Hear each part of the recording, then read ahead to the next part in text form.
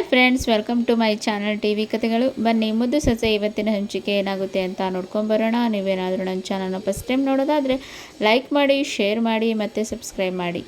ವಿದ್ಯಾ ಮತ್ತು ಭದ್ರೇಗೌಡರು ಕೂಡ ಡೈವರ್ಸ್ ಕೇಸಿಗೆ ಅಂತ ಹೇಳಿ ಕೋರ್ಟಿಗೆ ಹೋಗಿರ್ತಾರೆ. ಆಗ ಈ ಕಡೆ ಜಡ್ಜ್ ಅವರು ಕೂಡ ಕೇಳ್ತಾ ಇರ್ತಾರೆ, ನಿಮಗೆ ಏನು ಪ್ರಾಬ್ಲಮ್ ಆಗಿದೆ, ನೀವು ಯಾಕೆ ಈ ರೀತಿಯಾಗಿ ಡೈವರ್ಸ್ ಕೇಳ್ತಾ ಇದ್ದೀರಾ ಅಂತ ಇಲ್ಲಿ ಹೇಳ್ತಾ ಇರ್ತಾರೆ. ಆಗ ಭದ್ರೇಗೌಡರು, ಇವರು ನಾನು ಗರ್ಭಿಣಿ ಅಂತ ಹೇಳಿ ನನಗೆ ಮೋಸ ಮಾಡಿದ್ದಾರೆ, ಆದ್ದರಿಂದ ನಾನು ಇವ್ರ ಹತ್ರ ಡೈವರ್ಸ್ ಕೇಳ್ತಾ ಇದ್ದೇನೆ ಅಂತ ಇಲ್ಲಿ ಹೇಳ್ತಾರೆ. ಆಗ ಈ ಕಡೆ ವಿದ್ಯಾ ಅವರು ಕೂಡ ನಾನು ಸುಳ್ಳು ಹೇಳೋ ಪರಿಸ್ಥಿತಿ ಇತ್ತು, ಆದರೆ ಭದ್ರೇಗೌಡರು ನಿನ್ನ ಹೊಟ್ಟೆಲಿರೋದು ನಮ್ಮ ಅವ್ವ ಹುಟ್ಟಿ ಬರೋದು ನಾನು ಕಾಯ್ತಾ ಇದ್ದೇನೆ, ಅವಳನ್ನು ನೋಡಲಿಕ್ಕೆ ನಾನು ತುಂಬ ಕಾತುರದಿಂದ ಇದ್ದೇನೆ ಅಂತ ಹೇಳಿ ಈ ಕಡೆ ಭದ್ರೇಗೌಡರು ಹೇಳ್ತಾ ಇದ್ರು.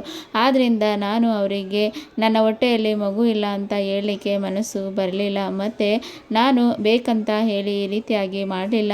ಅವರ ಆಸೆ ಪೂರೈಸೋದಕ್ಕೋಸ್ಕರ ನಾನು ಈ ರೀತಿ ಎಲ್ಲ ಅದನ್ನು ಮುಚ್ಚಿಡಬೇಕಾಯಿತು ಅಂತ ಇಲ್ಲಿ ಹೇಳ್ತಾ ಇರ್ತಾರೆ. ಆದರೆ ನನ್ನ ಹೊಟ್ಟೆಯಲ್ಲಿ ಈಗ ಮಗು ಬೆಳೀತಿದೆ, ನಾನು ಆ ಮಗುಗೋಸ್ಕರನಾದರೂ ಅವ್ರ ಜೊತೆ ಬದುಕ್ತೇನೆ, ನನಗೆ ಅವಕಾಶ ಮಾಡಿಕೊಡಿ ಅಂತ ಹೇಳಿ ವಿದ್ಯಾ ಅವರು ಕೂಡ ಕೇಳ್ತಾ ಇರ್ತಾರೆ.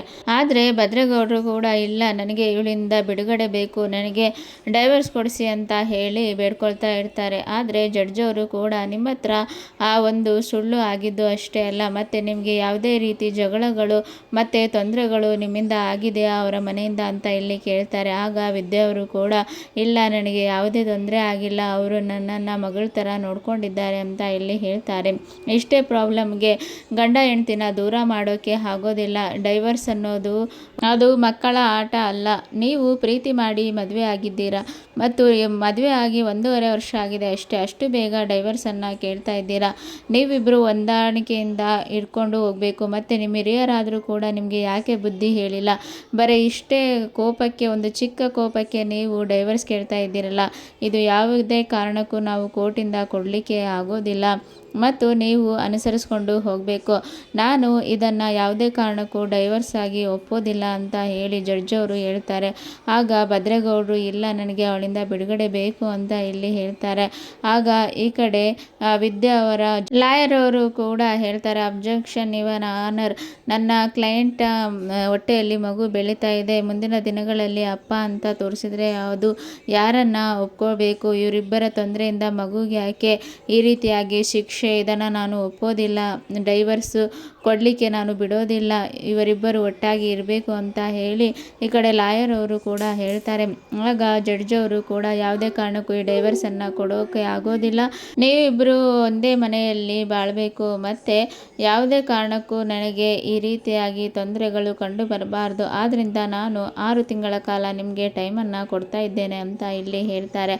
ಆಗ ಸಾವಿತ್ರಿ ಅವರು ಕೂಡ ಹೇಳ್ತಾ ಇರ್ತಾರೆ, ಇಲ್ಲ ಯುವರ್ ಆನರ್, ನೀವು ಇವರೊಬ್ಬರಿಗೆ ಬಿಡುಗಡೆಗೊಳಿಸಲೇಬೇಕು ಅಂತ ಇಲ್ಲಿ ಹೇಳ್ತಾರೆ. ನೀವ್ಯಾರು ಅಂತ ಇಲ್ಲಿ ಕೇಳಿದಾಗ ಸಂಬಂಧಿಕರಿಗೆ ಇಲ್ಲಿ ಯಾವುದೇ ರೀತಿಯಲ್ಲಿ ಕೋರ್ಟಿನಲ್ಲಿ ಈ ರೀತಿಯಾಗಿ ವಿವಾದಗಳು ನಡೆಯುವಾಗ ಅಡ್ಡ ಬಾಯಿ ಹಾಕಿದರೆ ಯಾವುದೇ ರೀತಿಯಲ್ಲಿ ಪರಿಣಾಮ ಆಗುತ್ತೆ ಅಂತ ಗೊತ್ತಿದೆ ಅಲ್ಲ, ನೀವು ಬಾಯಿ ಮುಚ್ಕೊಂಡಿರ್ಬೋದು ಅಂತ ಹೇಳಿ ಈ ಕಡೆ ಜಡ್ಜ್ ಅವರು ಹೇಳ್ತಾರೆ. ಆಗ ಸಾವಿತ್ರಿ ಅವರು ಕೂಡ ಸುಮ್ಮನೆ ಆಗ್ತಾರೆ, ಮತ್ತು ಈ ಕಡೆ ವಿದ್ಯಾ ಅವರ ಪರವಾಗಿ ಕೋರ್ಟು ಗೆಲ್ಲುತ್ತೆ. ಹಾಗೆ 6 ತಿಂಗಳ ಟೈಮನ್ನು ಕೇಳ್ತಾ ಇರ್ತಾರೆ. ಮತ್ತು ಈ ಕಡೆ ಹಟ್ಟಿಗೆ ಕೂಡ ಕಣ್ಮಣಿ ಅವರು ಬಂದಿರ್ತಾರೆ. ಕಣ್ಮಣಿ ಅಂದರೆ ಇಲ್ಲಿ ಭದ್ರಾ ಅವರ ತಂಗಿಯವರು ಕೂಡ ಬಂದಿರ್ತಾರೆ. ಅವರು ತುಂಬಾ ಕೋಪದಿಂದ ನನ್ನನ್ನು ಕರ್ಕೊಂಡು ಬರಲಿಕ್ಕೆ ಅಪ್ಪ ಅಣ್ಣ ಯಾರೂ ಬರಲಿಲ್ಲ ಅಂತ ಹೇಳಿ ತುಂಬಾ ಕೋಪದಿಂದ ಬಂದಿರ್ತಾರೆ.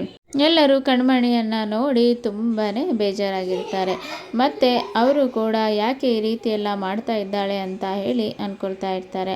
ಆಗ ಅವರ ತಾಯಿಯವರು, ಅವರ ಅಣ್ಣ, ಅವರ ತಂದೆ ಬಂದರೆ ಅವಳು ಸರಿ ಹೋಗ್ತಾಳೆ, ಬನ್ನಿ ನೀವೇನು ಟೆನ್ಷನ್ ಮಾಡ್ಕೊಂಡ್ಬೇಡಿ ಅಂತ ಅಜ್ಜಿಗೆ ಹೇಳ್ತಾರೆ. ಮತ್ತು ಇಲ್ಲಿ ಕೋರ್ಟಿನಲ್ಲಿ ಕೂಡ ವಿದ್ಯಾವರ ಪರವಾಗಿ ಎಲ್ಲವೂ ಆಗುತ್ತೆ. ಹಾಗೆ ಈ ಕಡೆ ಭದ್ರಾ ಅವರು ಕೂಡ ಒಂದು ಪೇಪರ್ನಲ್ಲಿ ಸೈನ್ ಮಾಡಿ ಎಷ್ಟು ಆಸ್ತಿ ಬೇಕಿ ಬರ್ಕೋ ಅಂತ ಹೇಳಿ ಸಾವಿತ್ರಿ ಕೈಯಲ್ಲಿ ಕೊಟ್ಟು ಕಳಿಸಿರ್ತಾರೆ. ಆಗ ಸಾವಿತ್ರಿ ಬಂದು ವಿದ್ಯಾಗೆ ನಿನಗೆ ಎಷ್ಟು ಬೇಕು ಬರ್ಕೋ, ಮತ್ತು ನಮ್ಮ ಭದ್ರನಿಂದ ಬಿಡುಗಡೆ ಆಗು ಅಂತ ಇಲ್ಲಿ ಹೇಳ್ತಾರೆ.